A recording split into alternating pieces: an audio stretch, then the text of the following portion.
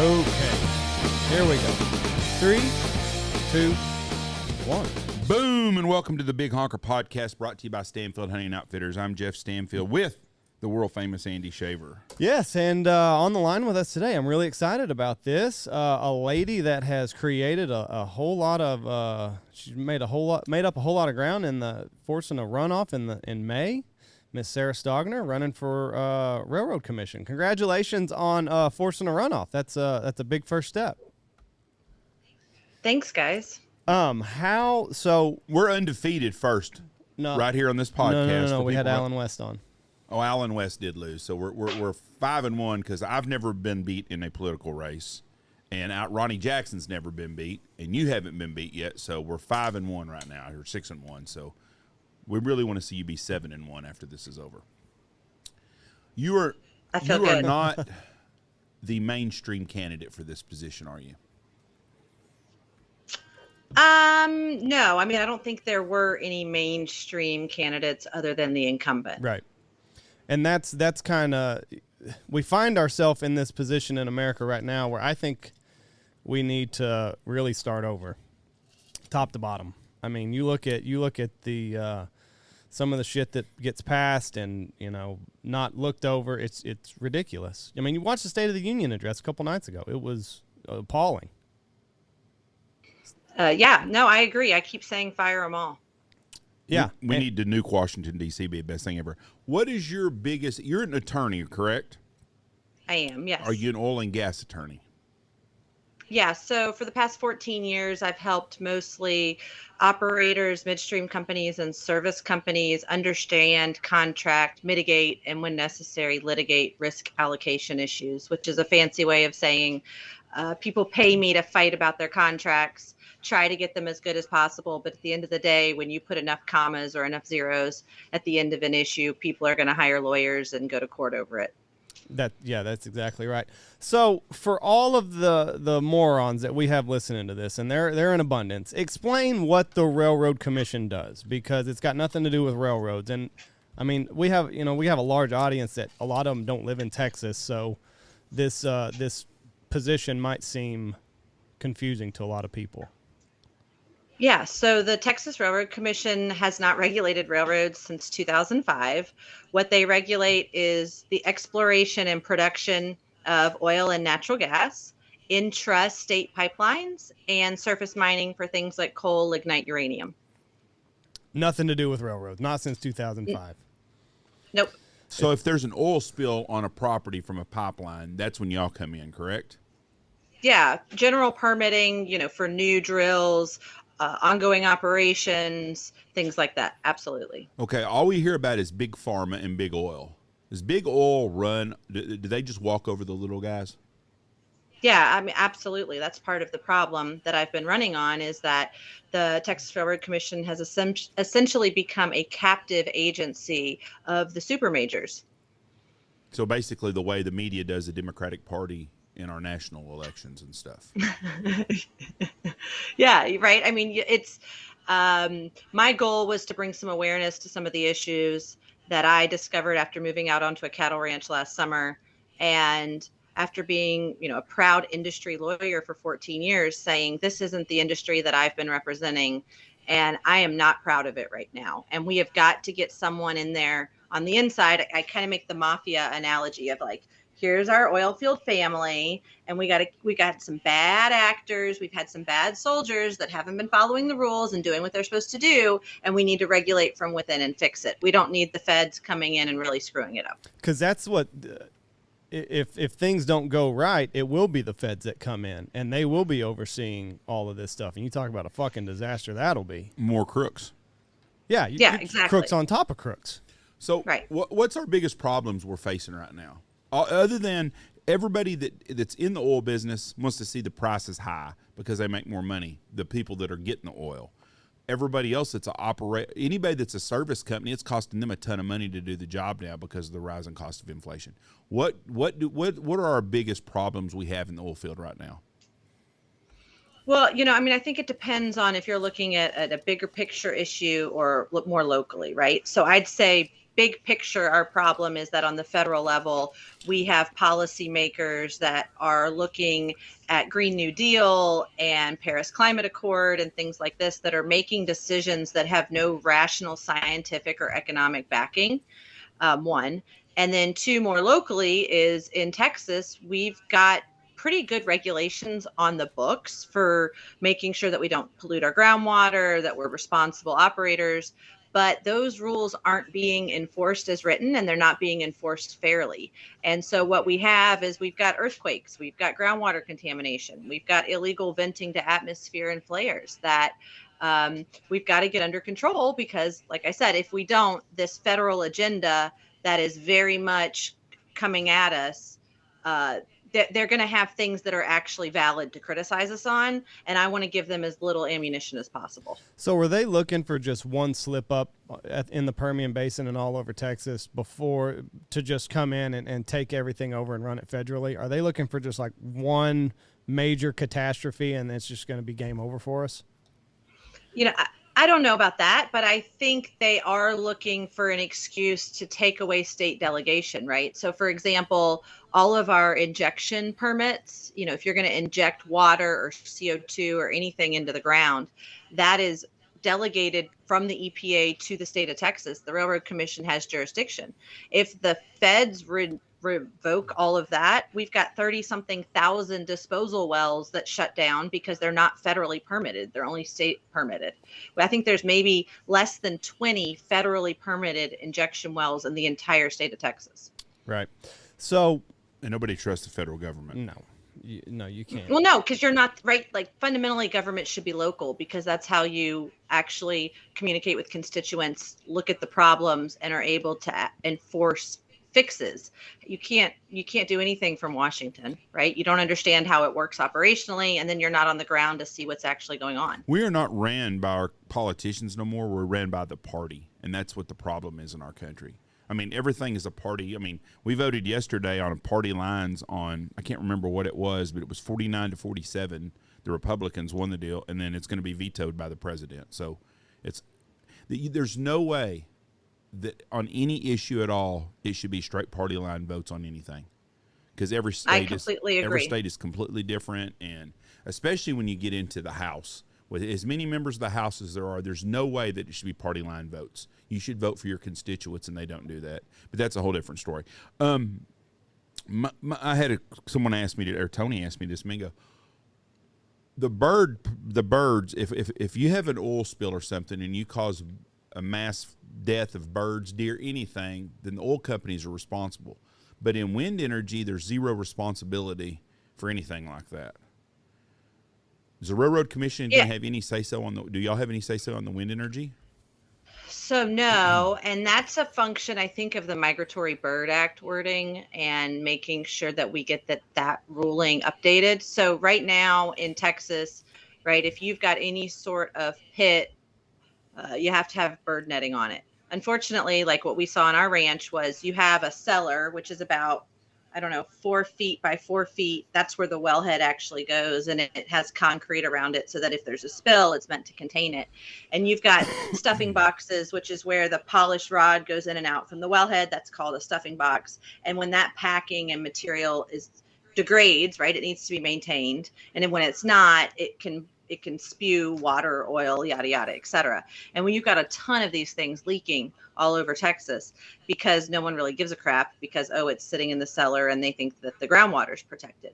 But it's an attractive nuisance for wildlife, right? We find birds and frogs and all kinds of stuff out there, especially in the desert where there is no other source of water. And so, right now, I think the Biden administration has been cracking down on ranchers and farmers under Migratory Bird Act because of pesticides and things like this. And at the same time, we've got these operators and wind companies, right? Like all these other big money who are paying to not have essentially the spotlight of regulations shined on them for enforcement, which is not okay.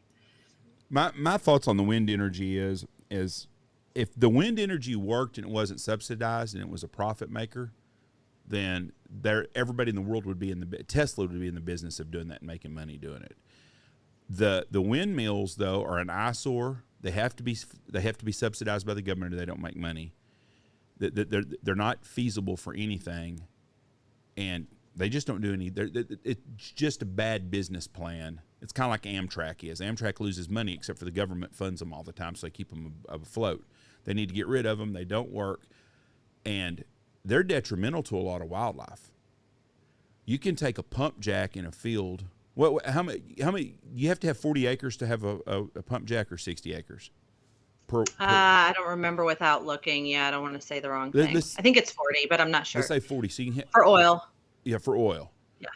And you can do that and farm and do everything around them. It doesn't disturb anything. You have one windmill, it takes up 100 acres. And it's not good for anything else after that. Yeah, I think that's part of my frustration with the entire energy industry is we need to look at where we have the energy, what type of energy we have, and what's the most beneficial, least wasteful, long-term planning for that. And if we're intellectually honest, it's probably we have a couple solar panels and a really small turbine on the back of your fence, right? That like when the wind blows, great, it powers your washer and all your local stuff. It's not a big, huge eyesore. It's not an impact to wildlife. And you don't lose 50% of it during transmission like you do for other traditional sources. But who makes money on that? Not big companies, right? There's no big land acquisition. There's no big deals for that. That's just looking at consumers and saying, hey, let's look at your consumption. Let's look at your supply and demand and where you are and what's best for your area. And that's, again, intellectual honesty that's more for the greater good and big picture long term, not different opposing interests that are just trying to come at it to money grab on incentives, taxing, yada, yada. So what led you to putting your name in the hat for this office?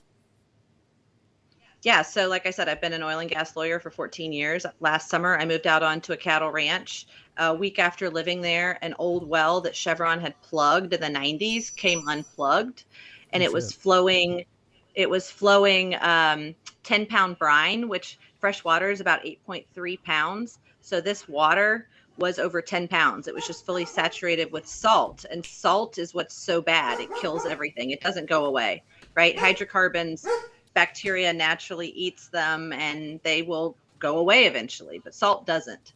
And the Railroad Commission lawyered up against the landowner a week into the incident. So if you're a criminal in Texas, the state lawyer's up against you. Or if you're a landowner that complains about oil and gas operations, the state lawyer's up against you. And that's not okay. And so as a lawyer trying to do my job, I was so frustrated with this cannot be reality because,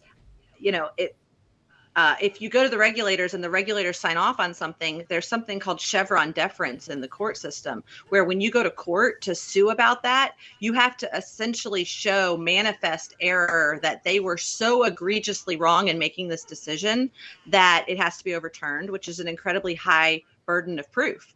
And if you don't attack it at the regulatory level, you're left with this decision that's presumed to be correct because the law presumes that these regulators understand the operational realities and are the best ones to make those nitty-gritty fact determinations. But when you start digging, none of the railroad commissioners have the appropriate training. None of them, they're all bought and paid for career-long politicians, except for the last guy that was elected, Jim Wright. He's a saltwater disposal guy who had all these ongoing violations. And then in an upset, beat incumbent Ryan Sitton, who was actually one of the good guys. So it's really frustrating. And I thought, well, shit, I'm the only one that has the qualifications and is stupid enough to take a pay cut and move to Austin for 6 years. So here we are. Yeah.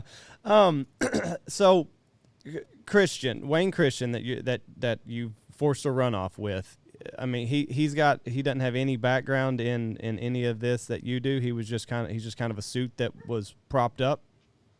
Yeah, so he was a state rep for 6 or 7 terms in East Texas. Mm-hmm. And then in the last census, the district lines were redrawn. He lost his district. He ran for a couple other positions unsuccessfully. And then in 2016, he was the party, kind of the chosen one of some of the elites in Texas politics. He had shaken the right hands and kissed the right babies over the years, and they supported him.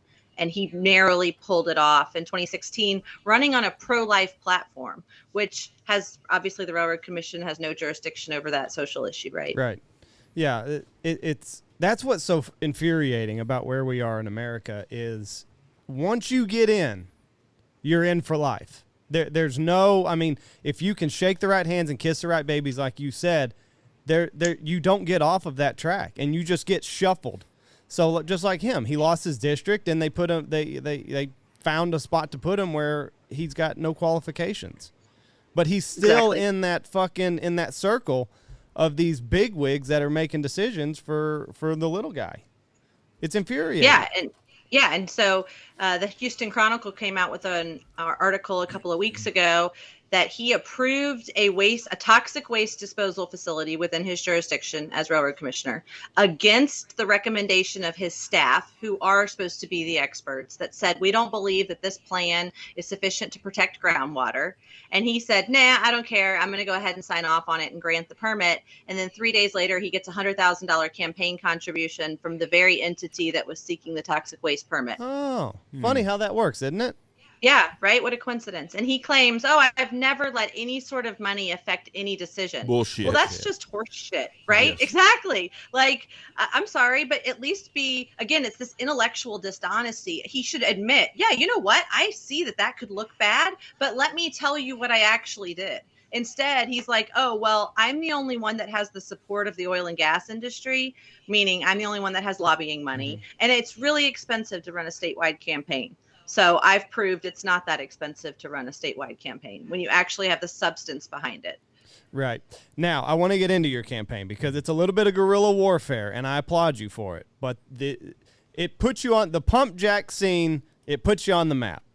Correct? I mean, that was kind of your launching off. And then you said, okay, let's put our clothes back on and let's talk about the issues at hand. Whose idea was it to do the topless video? You or someone working for you? Yes. So we're shooting a documentary right now. Just the whole, it's fascinating, everything that's happened at the ranch for the past 9 months. And so we had a documentary crew out with us in November. And one of the film guys said, he's not from Texas. He's like, I've always loved these pump jacks, and I'd love to film or video or take pictures of someone doing the stereotypical cowboy thing on top of a pump jack. Right. And I said, oh, well, I've got a closet full of costumes from living in New Orleans for 10 years that has pasties. Why don't I throw on a cowboy hat, cowboy boots, pasties, and get up and ride the pump jack? And then it was just like silly, right. You know what I mean? I didn't have any grand aspirations for using it or whatever. We were just out there. And you get punchy when you're out in the middle of nowhere by yourself for a while. And so we're all cracking up laughing. And then I get the footage back and I was like, wow, I look pretty good. And then we kind of joked, oh, what if we use this as my campaign announcement video in December when I announced my campaign? Because I knew I wasn't going to be accepting any campaign contributions, right? And I knew that it was going to be nearly impossible to run a competitive race in Texas. If you ask the experts, they say it's $1 million to run a competitive statewide race in the state of Texas. And so, and then I thought better against it. Well, no, I know that mostly the primary voters are pretty conservative and loyal to the party. Republicans, the women's clubs aren't going to be necessarily ecstatic about this maybe off the bat. Let me go and meet some of them so that they know who I am. So that when it comes out, they're able to say, oh yeah, no, I've met her and she actually knows what she's talking about. And so come February, I'd been doing that. I was second in the polls. Granted, he had 9%, I had 5%, and 75% were undecided. And that was one poll of like 2,000 people, right? So what's the statistical, on that? And I thought, well, shit, I've got a chance. Let's do a Super Bowl ad on Super Bowl Sunday that I do by myself on social media only and see what happens. And of course, it ended up going viral, and international news coverage. I was literally hoping for, like Texas Monthly and Dallas to cover it. I had no idea that friends in Abu Dhabi would be sending me Drudge Report on, the topless lawyer running for public office in Texas. That's awesome, though. The women's group should be on your side now, but they are, right? Overwhelmingly. They should be. They should support you. But I'm confused by the women's groups anyways, because they don't have a problem with a guy being a woman swimming in races. So I don't understand where the women's groups are nowadays anyways, but they should support you, and that's your right to do what you want. I think people are sick and tired of politicians. 100% sick of them. I don't care who you are. There's no one in the country that says, I like politicians. The president's got an approval rating of about 31%, which probably, if it was real and honest, is about 15%. Congress is below 10. Speaker of the House is below 10. So I think someone that's not a professional politician is what we need in this country. We need fresh ideas. You're a successful, smart lady. You're also a pilot, right? I am. I mean, I want someone that's not a politician. Our best president in my lifetime wasn't a politician. And I think that maybe the Railroad Commission needs to get away from the big business. And the problem is the Railroad Commission is not something the average person, if you're not in the oil field and do it, you don't think nothing about it. Exactly. No, I mean, that's exactly right. I mean, what you said. I mean, what? Well, yeah. Yeah, I'd say probably 80% of Texans have no idea what they do. Yeah, they think you're running a fucking train, and we don't even have a train. Yep. We don't have train tracks around here anymore. Yeah. But we need people to get out and vote for these other offices. We need people to get out there and support a candidate that's not bought and paid for by the rhinos or the Democrats or the dickheads in D.C. And that's why we want you. That's why I voted for you. Well, thank you. And there was that 27 people that ran for Railroad Commission, it seemed like, on that deal. Yeah, well, it's sad. A dead guy got 150,000 votes or whatever it was. So yeah, I feel like that's kind of the handicap of you've got people that just pick a name. And so whatever I had above Sarge is really the people that made an educated decision. I voted. We had a bunch of propositions, and I voted yes on every one of the propositions. Right. And I voted for the people I knew. But there was about 8 different elections. I had no idea who, so I didn't vote for them. I didn't want to vote for the wrong person. I do too. If I don't know who you are, Exactly. I'm not voting for it. Yeah. So when you released this video, were the stiffs in Washington like, oh no, she's bad. We gotta throw everything at this lady? It would be the stiffs in Austin. Well, Austin, yeah. What's great? Yeah. Go ahead. I don't know, right? So I'm not part of all the political chatter. I do have some secret little worker bees that are, mystery people that report back to me. And it was fun. One of them, the first day, it was, well, the lobbyists don't know quite what to think. They think you may be crazy. And then 2 days later, it was like, now they think you're just crazy smart. It seems to be working. So, yeah. That's the problem, lobbyists. Yes, right there. That's our biggest problem in our fucking country. They're licensed to blackmail is what they're doing. And they pay people off to make sure that contaminated groundwater gets put back into the. I mean, it's fucking ridiculous. But the media normally would be on the side of the groundwater people, but now they're on the side of the big business because that's their people that are in there. What's Greg Abbott? Have you had any interactions with Greg Abbott? I haven't. I voted against him. But well, I wouldn't have said that if you was going to want to get me on your side, but no, that's honest. Yeah, no, I mean, I've publicly supported Alan West, and I just feel like Alan's a good dude. Greg's been bought and paid for at this point, like they all have. Well, we damn sure don't need Beto to win. Yeah, that's true too. That's a dumb fucking a half. That's the biggest. We ought to just call ourselves fucking Massachusetts if we're going to vote in fucking Beto. So. We need Greg Abbott to win now, but Greg Abbott is just another one of the empty suits. He's like Lindsey Graham. Yep. How much of a I'm trying to think of the right word here. How difficult was it to kind of learn all the nuances of this new job that you're going after, or was it just like riding a bike since you were from the oil and gas industry? Yeah, I mean, I have no idea. We'll see what I think I'm getting into if I win, right? But as far as knowing the substance to be able to talk about it, yeah, I practice this every day. So it's pretty much just conversation as usual to discuss the things that I'm having to deal with on a daily basis as an oil and gas lawyer. Have you met Wayne Christian at all? Have you had any interactions with him?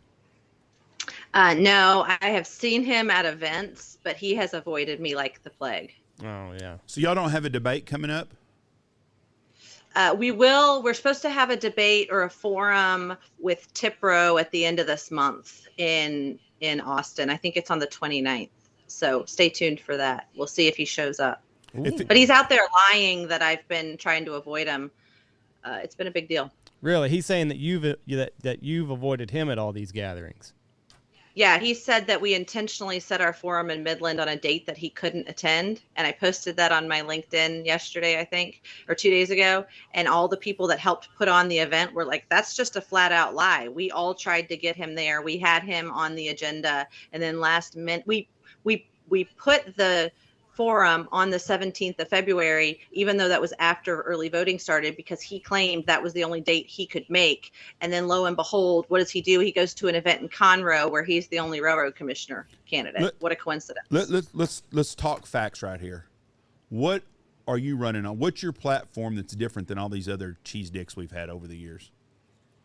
Yeah, so transparency, fairness, and equal opportunity for all stakeholders to be participating in the conversation. I think our regulations are 99% sufficient. We just need to enforce them as written, and we need to enforce them fairly against all operators, regardless of their size or how much money they contribute to political campaigns. So the rules are the rules for everyone. Yeah. I hate to be like this, but when you poke at these big entities, are you ever, intimidated or anything like that? Because, I mean, you're going up against a multi-billion-dollar corporation here, and, you start poking too hard, and you end up under house arrest right, for yeah. 700 days. Yeah. Yeah, no, it's terrifying. Absolutely. One of the candidates died on the campaign trail in a car wreck. Like, that could have been any of us. I've had people threaten me. I've had people threaten my daughter. It's terrifying, but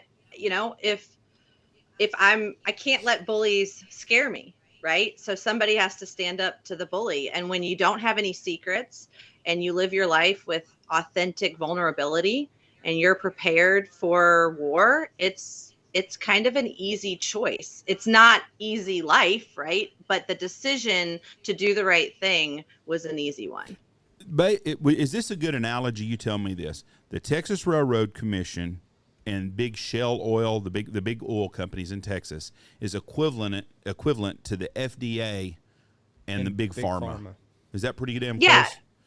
Yeah, except for the fact that imagine if the FDA was elected instead of appointed. I've been using Wall Street and the SEC as mine.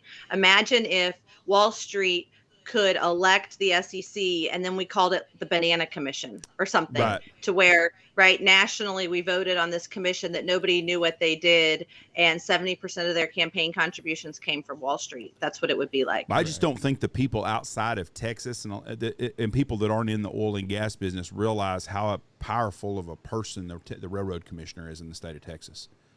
A third of the Texas economy is oil and gas. That's like Dr. Fauci's wife being in charge of the National Institute of Health and Science or whatever she's in charge of and making the rules. It's ridiculous. So we need someone there that is a transparent, neutral person who's just going to do what's right for everyone. Because we need the oil business in Texas horribly. Mm-hmm. We need it bigger than it is now.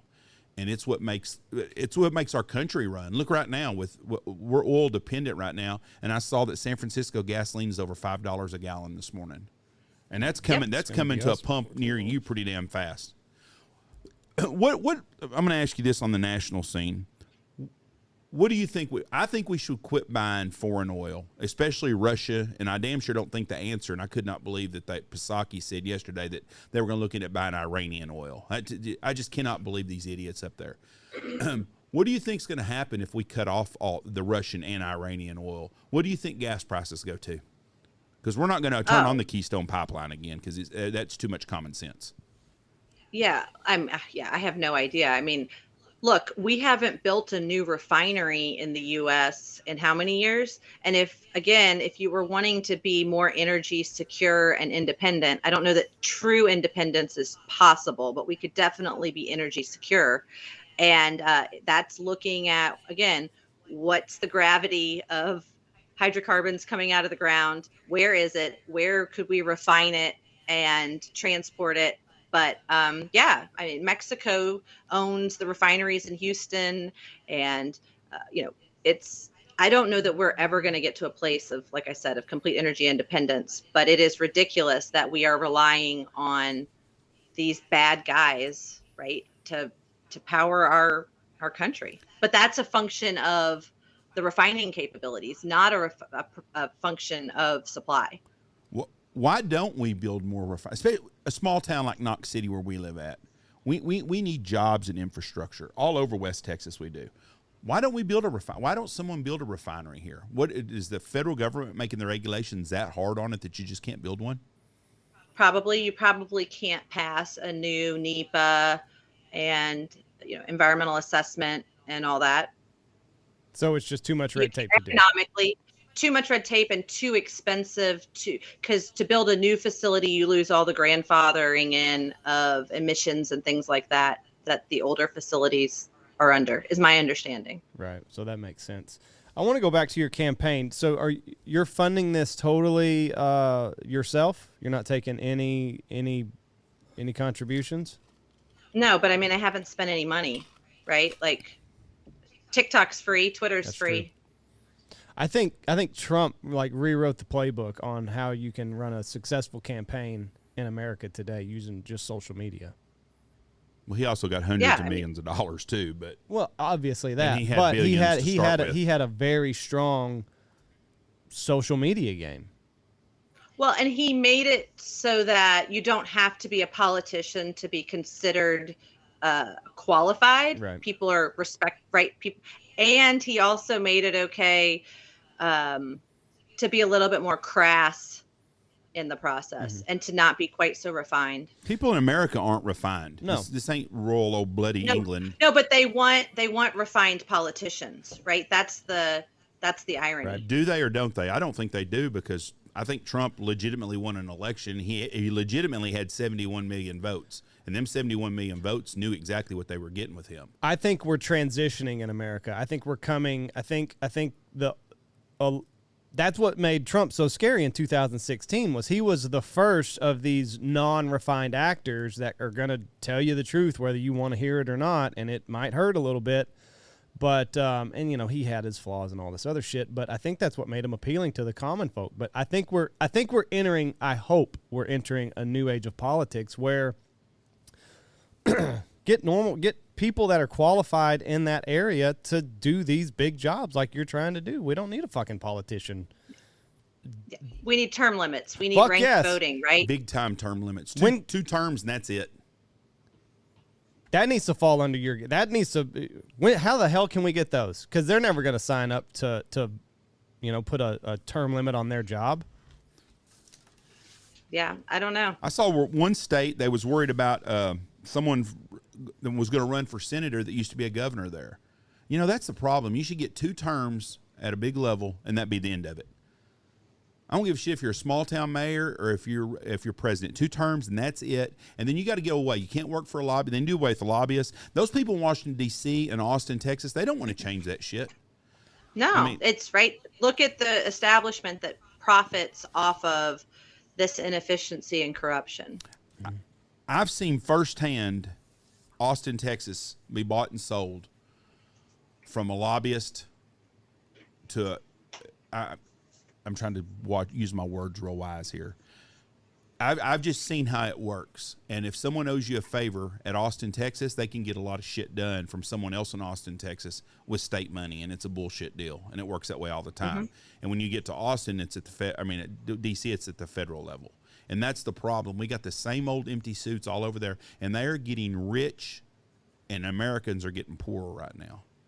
And Trump showed us that we don't have to do things that way. We can do it with common sense and cut out a lot of that shit, and they don't like it. If you've ever been to Washington, D.C., and you drive around, you see all them big-ass granite buildings everywhere, you'll see why this country should be broke, and it's not, because we got that much tax dollars, and we're screwing everybody. But there's so much waste and fraud up there, and Austin, Texas is the same way. And the Good Old Boy Network is as strong there. And every state's that way. It's not just Texas and Washington, D.C., it's every state. So I wish you the best in this campaign, and I'm always for the underdog. And we need more underdogs running, and we need to get rid of all these people that are bought and paid for. And that's what we're facing right now. So you probably got it coming from all sides right now. You've got the big suits in Austin, and then you've got the environmental agencies coming after you. Because, obviously everything that oil touches is, evil and bad for the environment. So how do you stay above water fighting the two different fronts? Yeah, no, I think you just follow the rules. And again, you're transparent. Instead of what they've done historically is the agency employs like 40 lawyers, and everything is cloaked in privilege. There's lawyers making all these decisions.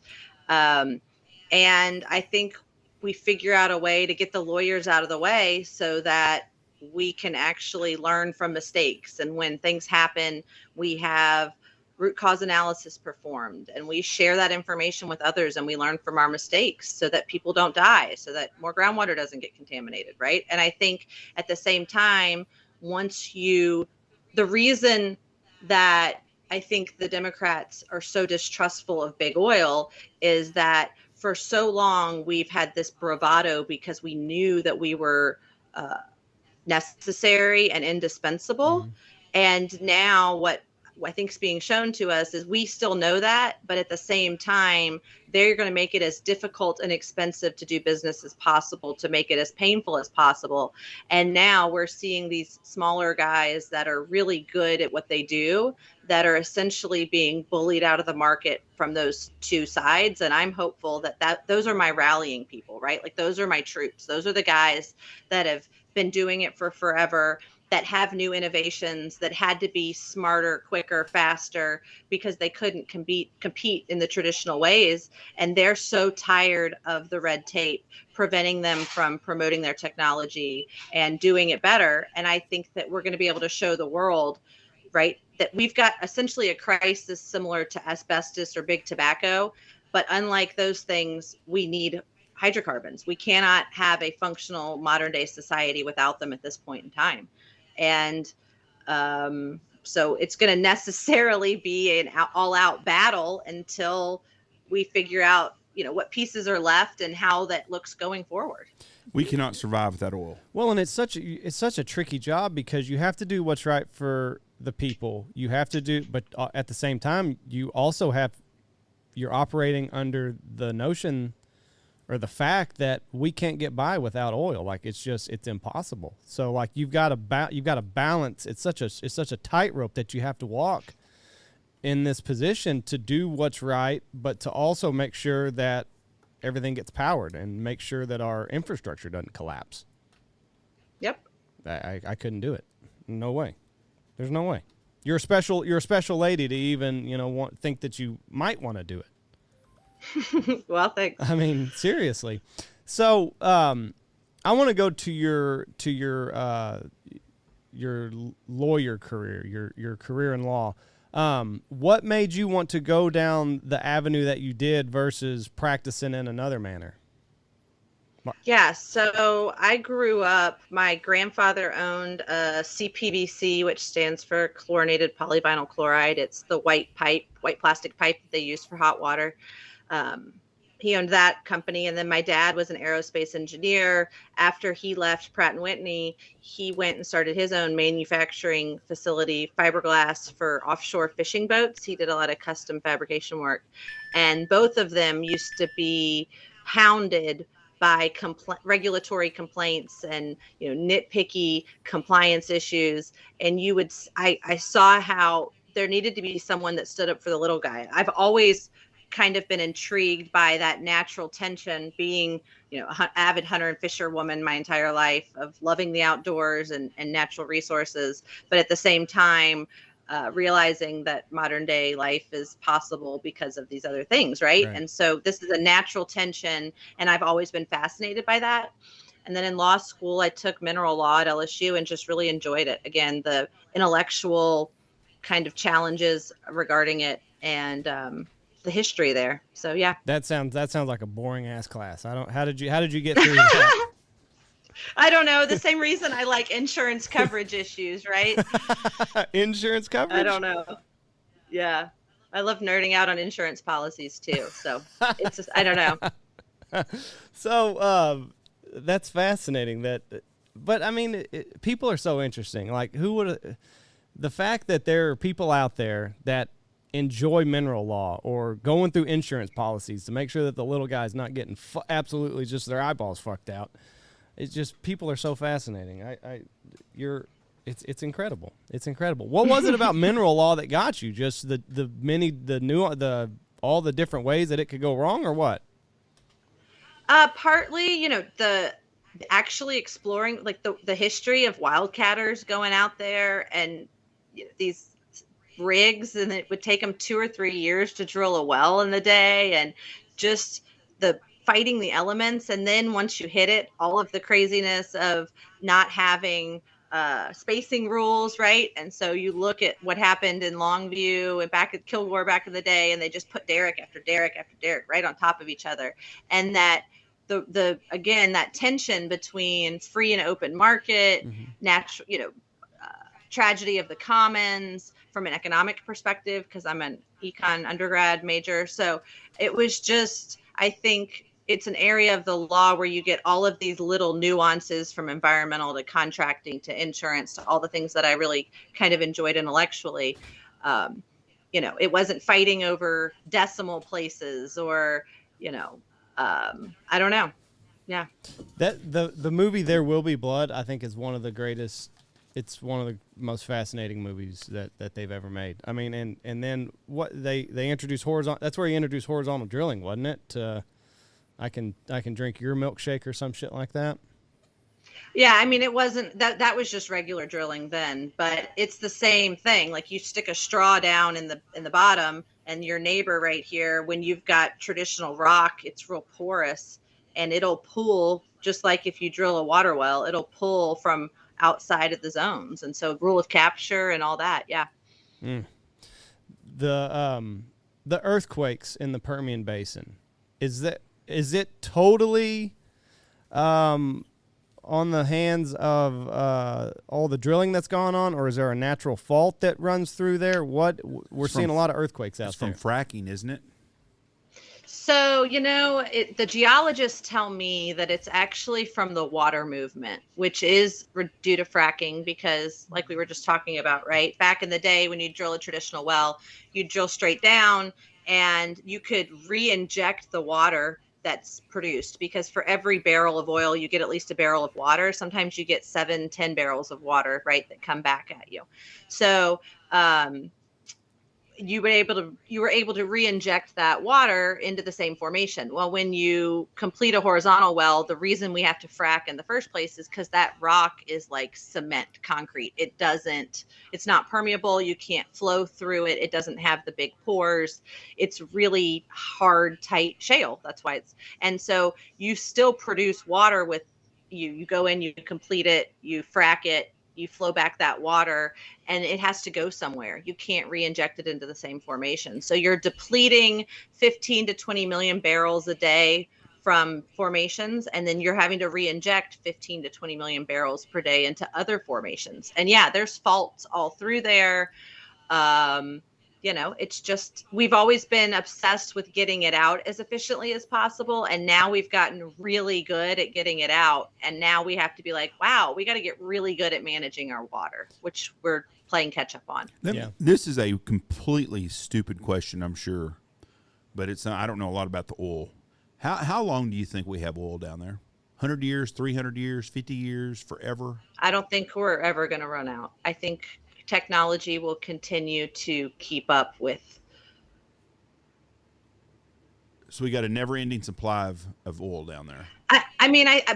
Granted, I don't think that we're going to be oil dependent forever, right? I think that just like we used to rely on whale blubber, I think that eventually we will get off of hydrocarbons for the most part. I mean, right, we're probably always going to need a little bit just because of the various lubricants and things that, you need. But as a power source, we'll move to hydrogen, or we'll be using, there's other things that I think eventually we'll move towards, if that makes sense. Well, nuclear, isn't that the way that they're saying to do it now? They want to get away from it, though. I thought. Yeah, and again, nuclear, we probably shouldn't be building really large Chernobyl type nuclear facilities, but they call it micronuclear. And but again, no one's making a ton of money if you do that. Exactly. And that's why the cynic in me says that's why we'll always probably have in our lifetime oil. Yeah, for sure, in our lifetimes. Probably my grandkids' lifetime. The hydrocarbons are in the ocean, correct? They're everywhere. But okay, but the problem is trying to gather them, correct? Historically, but that's what I'm saying. Our technology is so good now, we can drill basically anywhere. I mean, and no one wants to drill in 10,000 foot water, right? No. So a situation like the BP oil spill, was that federal, or was there a state agency that wasn't up to snuff on what was going on? Whose fault does that lie on? BP. Yeah. Right, but but look, Bessie, those were federal agencies, Bessie and Bohm, and there was some revamping of those agencies after BP, after the Macondo incident, because it highlighted some problems with regulatory enforcement and compliance. Mm-hmm. But at the end of the day,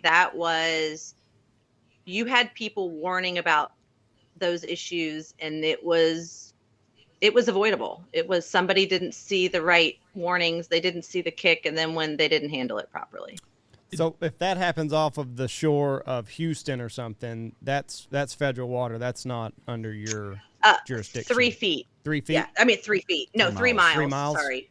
Right. Is outer continental shelf 3 feet. Yeah, 3 feet. 3 feet, and you're on your own. You're gonna be glad when this election's over, aren't you?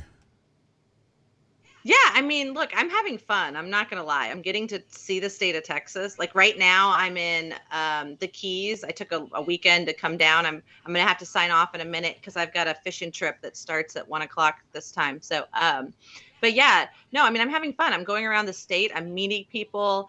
And regardless of what happens, it's really like God's will at this point. I'm going to continue to do the best I can. I have started the conversation. I have already made change, right? It's just a matter of how else are we going to continue this journey? Because I'm not giving up until Christy Craddock's gone and Tom Craddock's out of the house and Wayne is replaced. We're not going away. So if you don't win this position, do you see yourself running for another type of office in the future? No. No? This is it? This is it. If it's not this, I do see me continuing to be involved in politics to try to help find candidates and place them. Right. But I have no desire to be a politician. Right. Well, I mean, it's a special person or a crooked person that probably has a strong desire to, I got to get this seat, The Keys, what are they like? Are they beautiful? I've never been down there. Jeff, you never have either, have you? Only place in Florida I haven't been. That's about the only place in the U.S. that I haven't been to that I really like to go. Oh, yeah. You guys got to come. You do fishing or just hunting? Mostly hunting. Yeah, mostly hunting, but I just like to, me and my wife travel a lot. Every time I'm going to go down there. We just got back from Cancun, so. Nice. I don't want to go. Every time I'm going to go down there, it's in March, and I don't want to be down there on the spring breakers or down there. Yeah, well, I'm right now. There's no spring breakers. We're in Key Largo, and it's a bunch of old people, so it's nice. We would fit in really well with that because Cancun, I was the old person there, and I would have loved to been around some old people. He really is. Yeah, I've been the old person in Cancun for 10 years, though. So. Yeah, but nobody else has rode a damn oil well like you have. I'm telling you, you're a punk. Well, listen, we know you got a fishing trip coming up. We appreciate you coming on here. We wish you the best. The The election's what, what's the election date? May 24th. 24th, okay. Is the primary, and the early voting will start 2 weeks before that. And we're hoping to have a debate end of March sometime, hopefully, if he shows up. So we'll stay tuned for that. Where can people follow along with your campaign? Yeah, so my website is Sarah, SARAH, 4, RRC.com.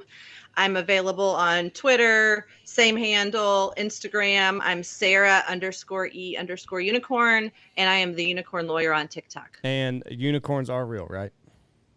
They are. You just got to look hard enough. Well, we wish you the best of luck. You got my vote again. Go whip some ass. Yeah.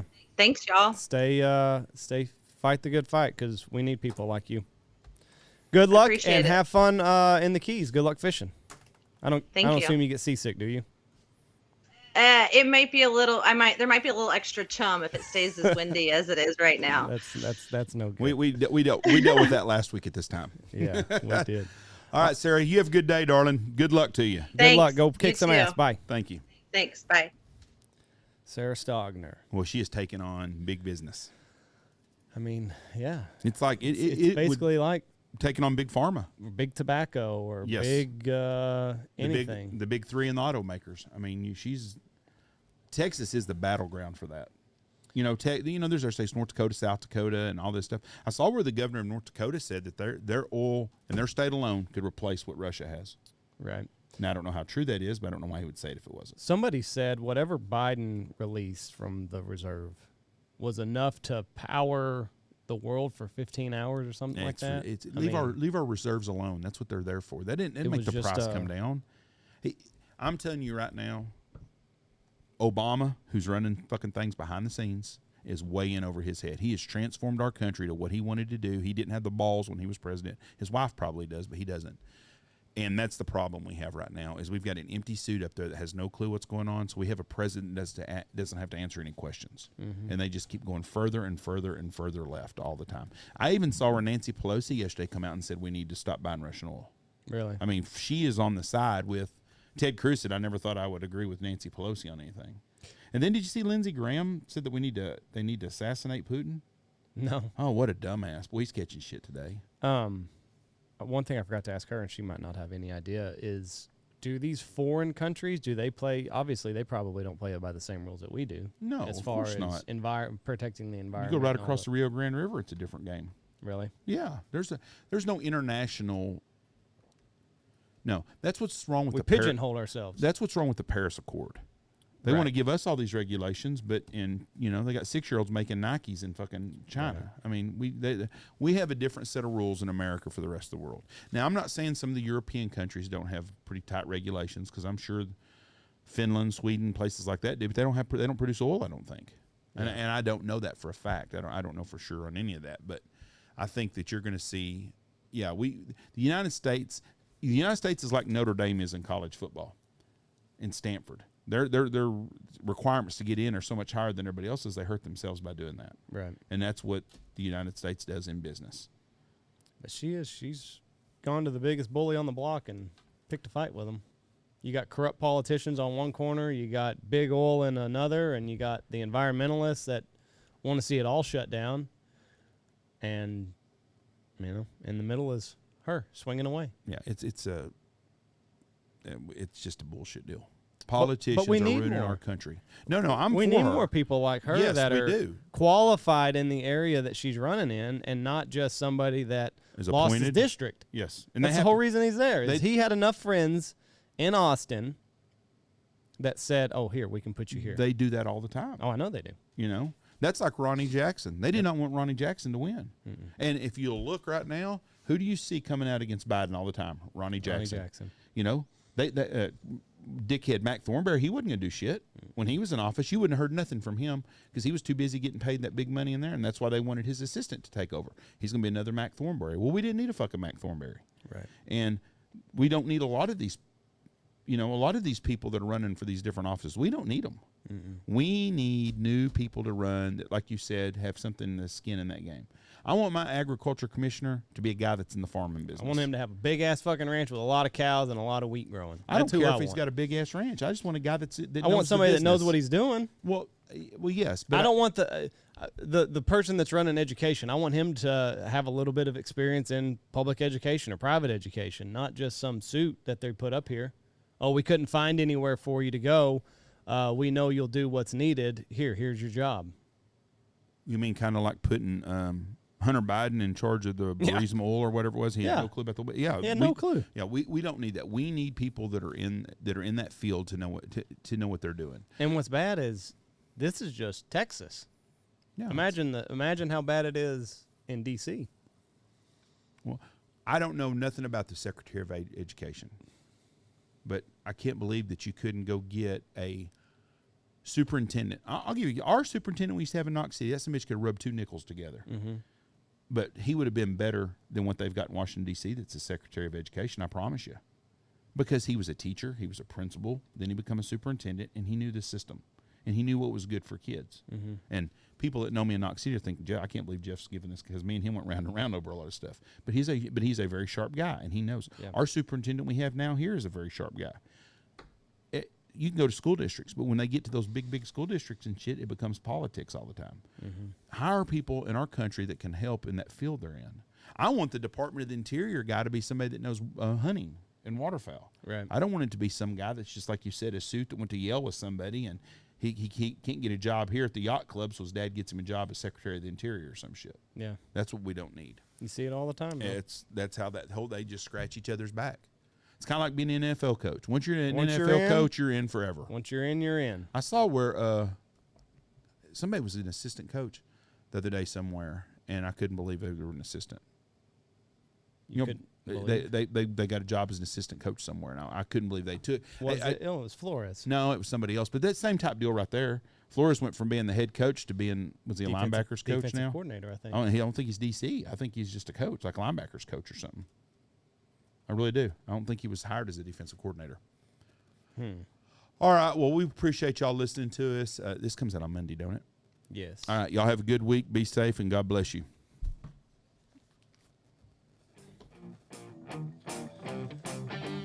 All right. Check out our sponsors. Check out Steak Plains Meat, Gundog Outdoors, Looking Glass Duck Club Podcast, Lucky Duck, Dirty Duck Coffee, Shin Gear Waders, Pacific Calls, Boss Shot Shell, Dive Bomb Industries, Alpha Outdoors, Stanford Hunting Outfitters.